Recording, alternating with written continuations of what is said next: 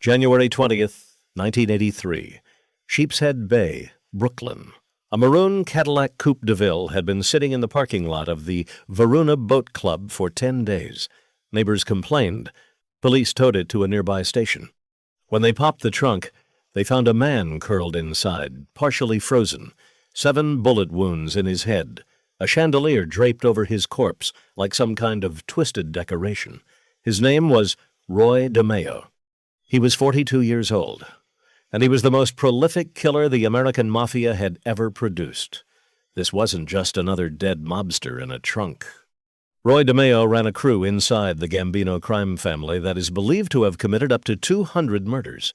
Not over decades, over roughly 10 years. He didn't just kill people, he made them vanish. He perfected a method of execution and body disposal so efficient, so systematic, that investigators called it a murder factory. And the factory floor was a small apartment behind a neighborhood bar in Brooklyn where regular people drank beer and watched football, completely unaware that on the other side of the wall, human beings were being butchered and packed into cardboard boxes. This is the story of how a teenage loan shark from Flatlands became the deadliest enforcer in Gambino family history. How he built an empire on stolen cars, drugs, and blood. How his obsession with killing turned him into the one thing the Mafia fears most, a liability. And how the men he trusted with his life became the men who put 7 bullets in his skull. But here's what makes this story different from every other mob killing you've heard. Roy DeMeo didn't die because he was weak. He died because he was too good at what he did. And the boss decided that a man who could make 200 people disappear might one day make the entire family disappear too. Let's go back to the beginning.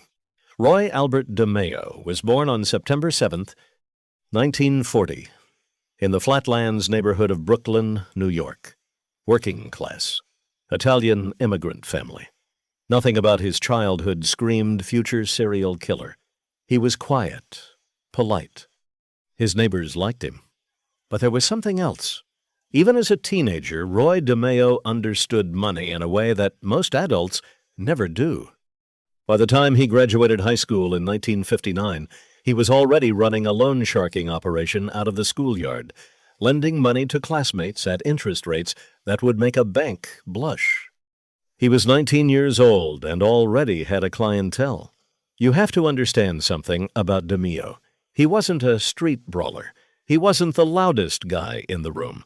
He was a businessman, cold, calculating. He saw organized crime not as a lifestyle, but as an enterprise, and he wanted in. There was something else, too. During this time, DeMeo worked as an apprentice butcher at a local grocery store. He learned how to break down animal carcasses, how to work a knife, how to separate bone from muscle, joint from socket, skills that meant nothing at the time. Skills that would later define his legacy in the worst way imaginable. In 1960, DeMeo married Gladys Rosamond Britton. They started a family. He moved them into a custom-built home at 159 Whitewood Drive in Massapequa Park, Long Island, in 1966. 3 kids, a nice house, a wife who, by all accounts, tried not to ask too many questions. From the outside, Roy DeMeo looked like any other suburban father on Long Island. He coached his kids. He kept the lawn trimmed. He went to work. But his work wasn't what the neighbors thought. That same year, 1966, a Gambino family soldier named Anthony Nino Gaggi noticed DeMeo. Gaggi was impressed. Here was a young guy already running a profitable loan sharking book on his own. No crew, no backing, just pure hustle. Gaggi told DeMeo he could make even more money if he aligned himself with the Gambinos. DeMeo didn't hesitate. He said yes. This was the decision that changed everything. Under Gaggi's mentorship, DeMeo's loan sharking operation exploded. He was pulling in thousands of dollars a week. But money wasn't enough for Roy. He wanted a crew. He wanted soldiers. And one by one, he started assembling a team that would become the most feared murder squad in modern Mafia history. The first was Harvey, Chris Rosenberg, 16 years old, Jewish. DeMeo didn't care about bloodlines or traditions. He cared about talent and loyalty. Rosenberg was both fearless and ruthless. He became DeMeo's protege, his right hand, the kid who would do anything, Roy asked, without blinking. Then came the others, Joseph Testa and Anthony Center, who would earn the nickname the Gemini Twins. Henry Borelli, Frederick Dinome, Joseph Guglielmo, DeMeo's own cousin, who everyone called Dracula because of his gaunt face and dead eyes. Vito Arena, Carlo Profeta, Edward Danny Grillo, roughly 20 associates in total, a small army of killers, thieves, and earners, all answering to one man. But here's where it gets dark. And I mean truly dark. DeMeo secretly owned a bar on Flatlands Avenue in the Canarsie section of Brooklyn. 4021 Flatlands Avenue, the Gemini Lounge. From the outside, it looked like any other neighborhood dive. Neon signs, a long bar, regulars drinking cold ones after work. But behind that bar, connected by a side door, was an apartment. Dracula's apartment. Joseph Guglielmo lived there. And that apartment was where Roy DeMeo turned murder into a production line. The process became known as the Gemini Method. Here's how it worked. And I want you to understand that this wasn't a one-time thing. This wasn't improvised. This was a system, refined over years, performed dozens and dozens of times. Step 1. The victim would be lured through the side door of the Gemini Lounge into the back apartment. Sometimes it was a meeting. Sometimes it was a card game. Sometimes it was a woman.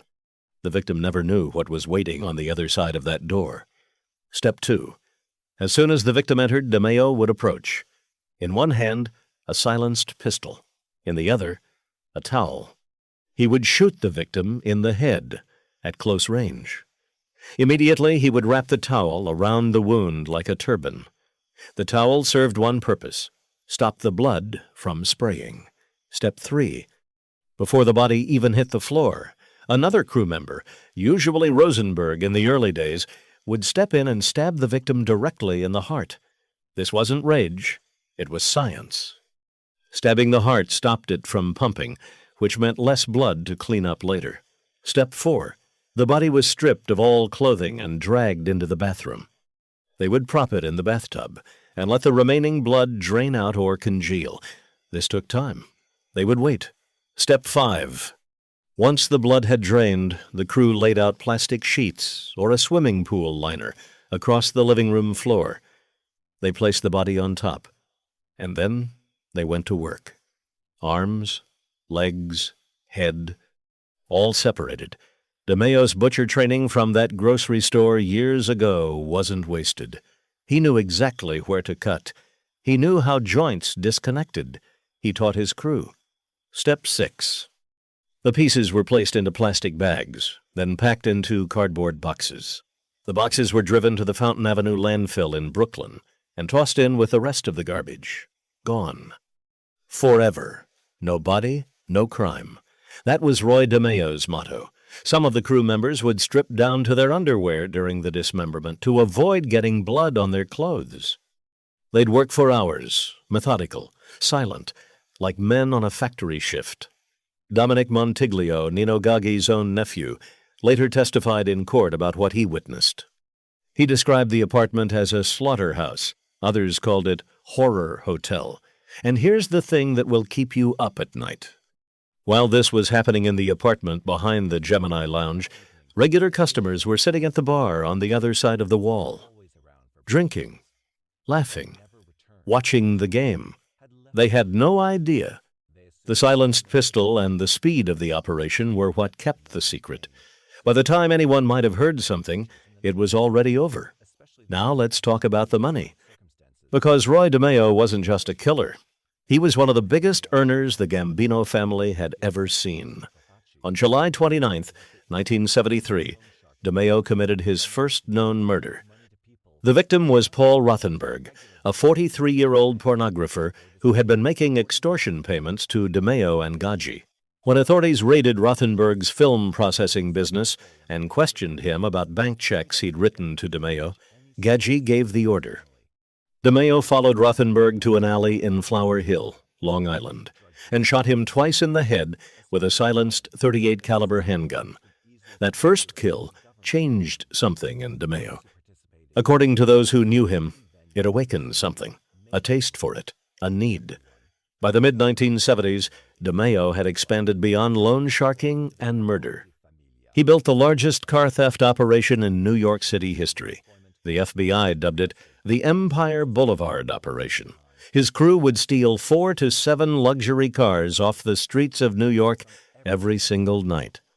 They'd strip the vehicle identification numbers, forge new paperwork, and ship the cars from Port Newark to Kuwait and Puerto Rico. Alongside the cars, DeMeo was also shipping cigarettes and pornographic magazines to the Middle East. DeMeo organized 5 active partners to run the operation. Each partner earned approximately $30,000 a week in profit. That's $150,000 a week total, between $7 and $8 million a year, just from stolen cars. And that's in 1970s and early 1980s money, adjust for inflation, and you're talking about a staggering fortune. But the cars were just one revenue stream. DeMeo was also importing Colombian marijuana. He was running prostitution rings. He had his fingers in the pornography industry. And of course, he was still loan sharking. The man was an empire. In 1977, DeMeo secured his induction into the Gambino family by brokering an alliance that nobody else could pull off. He connected the Gambinos with an Irish-American gang called the Westies, based in Hell's Kitchen, Manhattan. The Westies' leader, Jimmy Coonan, and his second-in-command, Mickey Featherstone, were called to a sit-down with Gambino boss Paul Castellano. The deal was simple. The Westies would become a de facto arm of the Gambino family and share 10% of all profits. In exchange, they'd get access to lucrative union deals and take on murder contracts for the family. This alliance was DeMeo's crowning achievement. Castellano, who had previously resisted making DeMeo a full member because he considered him uncontrollable, finally gave him his button. Roy DeMeo was officially a made man in the Gambino crime family. But there was a condition. He had to get permission before committing any murders, and he had to stop dealing drugs. DeMeo agreed to both conditions. He kept neither promise. Remember the name Chris Rosenberg, DeMeo's first recruit, his protege, the kid he'd groomed since he was 16. By 1979, Rosenberg had become a serious problem. He'd set up a cocaine deal with a Cuban man who lived in Florida. When the Cuban and his associates traveled to New York to complete the sale, Rosenberg murdered them and stole the drugs. What Rosenberg didn't know was that the Cuban had connections to a powerful drug cartel. The cartel wanted blood. They went to Castellano directly and demanded Rosenberg's head. Castellano ordered DeMeo to kill his own protege. DeMeo was devastated. But he was also a soldier. On May 11, 1979, DeMeo lured Rosenberg to the Gemini Lounge. Anthony Center was waiting. They shot Rosenberg and left his body in his bullet-riddled car where it would be found publicly. The Cubans had demanded proof. They got it. This murder reportedly broke something inside DeMeo. The man who had killed dozens without flinching couldn't shake the image of killing the kid he'd raised in the life. And then DeMeo started making mistakes. On April 19, 1979, just weeks before the Rosenberg hit, DeMeo murdered an innocent person. Dominic Ragucci was an 18-year-old college student paying his tuition by selling vacuum cleaners door to door. He parked outside DeMeo's home in Massapequa Park, and DeMeo, in a state of paranoia, convinced himself the kid was a Cuban assassin sent to kill him. DeMeo, along with Joseph Guglielmo and Frederick Denome, chased Ragucci in a 7-mile pursuit on Route 110 through Amityville and Farmingdale. It ended when DeMeo shot the teenager dead, in broad daylight, in front of witnesses. When DeMeo later learned the truth, that his victim was just a college kid with a vacuum cleaner, he reportedly broke down crying. His son Albert later wrote in his memoir, "For the sins of my father," that the killing of Ragucci haunted DeMeo. It also strained his marriage. His wife Gladys could no longer pretend she didn't know what her husband did for a living. On October 1st, 1979, DeMeo and Gaggi murdered two of their own. James Eppolito and his son, James Eppolito Jr., both made members of the Gambino family. The elder Eppolito had gone to Castellano and accused DeMeo and Gaggi of drug dealing. Gaggi and DeMeo shot both men to death in the younger Eppolito's car while they were en route to the Gemini Lounge. You see what was happening. DeMeo was killing more frequently, more recklessly, more publicly. The paranoia was eating him alive. By 1980, the FBI had the Gemini Lounge under surveillance. They'd been tipped off by informants. They were watching. In the summer of 1980, federal agents raided the warehouse that served as the headquarters of the Empire Boulevard car theft operation. Henry Borelli and Frederick Denome were arrested in May of 1981. DeMeo ordered them to plead guilty, hoping it would satisfy the feds and make them stop digging. It didn't work. Then came the biggest blow. Vito Arena flipped. Arena was a member of DeMeo's own crew, a man who had participated in multiple murders alongside Roy. In June of 1982, Arena led police to the body of one of the crew's victims, a low-level criminal encased in a cement-filled oil barrel, submerged in Moriches Bay off Long Island. Arena started talking. And once he started, he couldn't stop. He told federal prosecutors about murder after murder. Names, dates, locations, methods. The walls were closing in on Roy DeMeo, and the man who should have been protecting him, Gambino boss Paul Castellano, was doing the math. DeMeo knew about hundreds of crimes. He knew about the car ring that led directly to Castellano's pocket. He knew about the drug dealing that Castellano had publicly forbidden but privately profited from. If DeMeo got arrested and decided to cooperate, he could bring down the entire Gambino family. Castellano made the decision. Roy DeMeo had to die. The contract was reportedly offered first to a young John Gotti. Gotti turned it down. Not out of loyalty, out of fear. DeMeo and his crew were that dangerous. Even Gotti didn't want that war. The task was passed to Frank DeCicco, who also struggled to get close to DeMeo. Finally, it was DeMeo's own mentor who agreed to do it, Anthony Nino Gaggi. The man who had discovered Roy as a young loan shark in Flatlands almost 20 years earlier. The man who brought him into the Gambino family. The man Roy trusted more than anyone on earth. In late 1982, a federal grand jury subpoenaed DeMeo for a second time to testify in a racketeering case. DeMeo told his son Albert, whose 17th birthday fell on January 10th, that his father was a marked man. He was right. On January 10th, 1983, DeMeo drove to the home of crew member Patrick Testa for what he believed was a routine meeting with his men.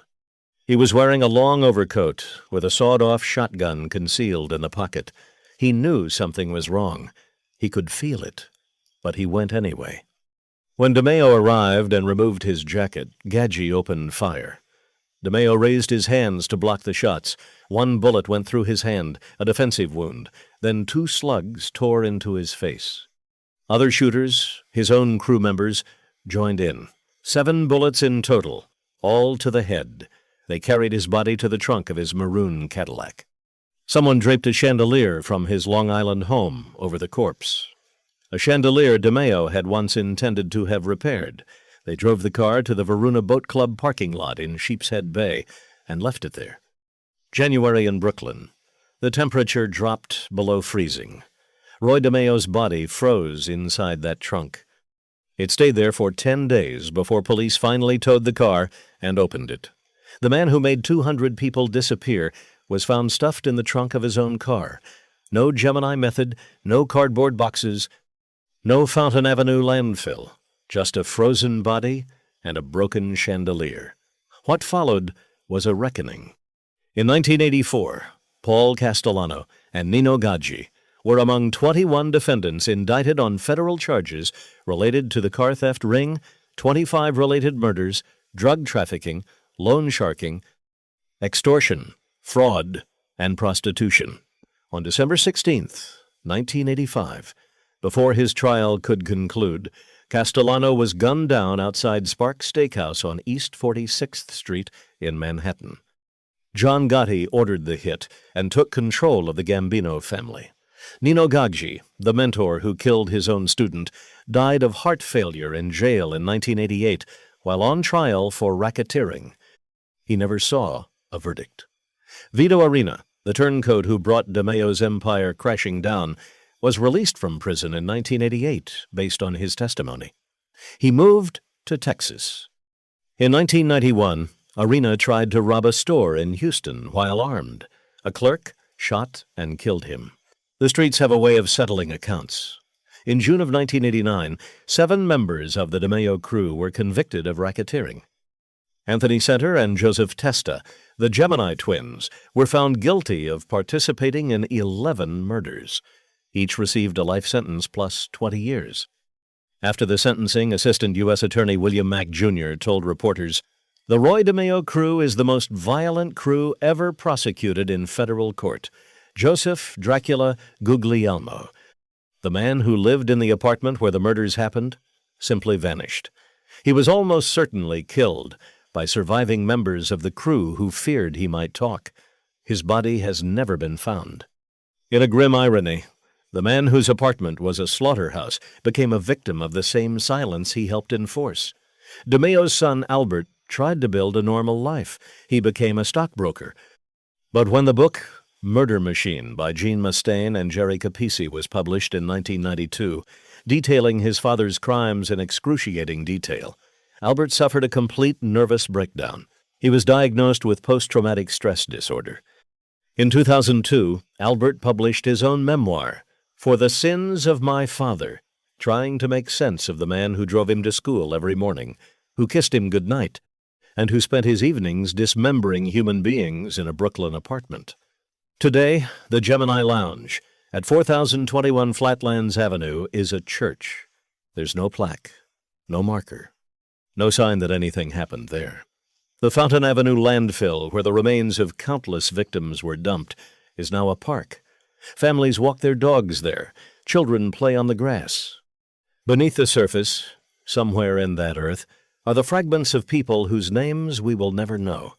Roy DeMeo spent 13 years building a machine for making money, a machine for making people disappear, a machine that earned millions for the Gambino family and kept Paul Castellano comfortable in his Staten Island mansion.